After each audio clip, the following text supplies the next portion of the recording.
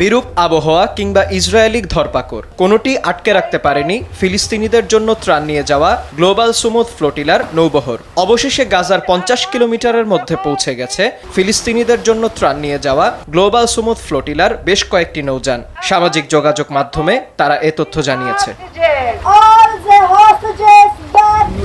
গাজা থেকে প্রায় 129 কিলোমিটার দূরে ভূমধ্যসাগরে থাকা অবস্থায় বুধবার ফ্লোটিলায় বাধা দেয় ইসরায়েলি বাহিনী। তাদের অর্ধশতাধিক নৌযানের মধ্যে থামিয়ে দেওয়া হয় অন্তত 13টি। এ সময় ফ্লোটিলার নেতৃত্ব দেয়া গ্রেটা থুনবার্গ সহ 37 দেশের আরও 2 শতাধিক অধিকার কর্মীকে আটক করে নিয়ে যায় ইসরায়েলি সেনারা। তাদের ইসরায়েলের একটি বন্দরে নিয়ে যাওয়া হচ্ছে বলে জানায় দেশটি।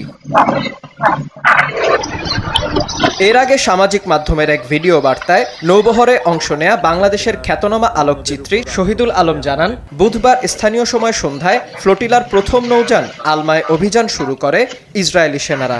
আজ সন্ধ্যায় সমুদ্র উত্তপ্ত হয়ে যায়, বজ্রপাত হয়, বিপদ আসে। আমরা দ্রুত সমুদ্রের ঝড়ের আগে যেতে চেষ্টা করি।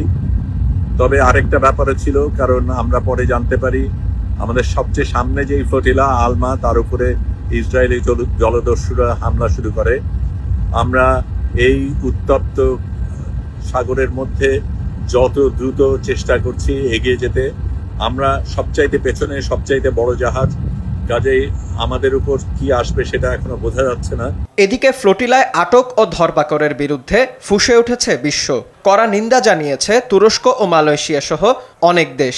এছাড়া ইসরায়েলের এমন আগ্রাসনের প্রতিবাদে বিক্ষোভ চলছে আর্জেন্টিনা, ইতালি, জার্মানি ও স্পেনে। আটককৃতদের দ্রুত ছেড়ে দিয়ে ফিলিস্তিনে হত্যাযজ্ঞ বন্ধের দাবি তাদের।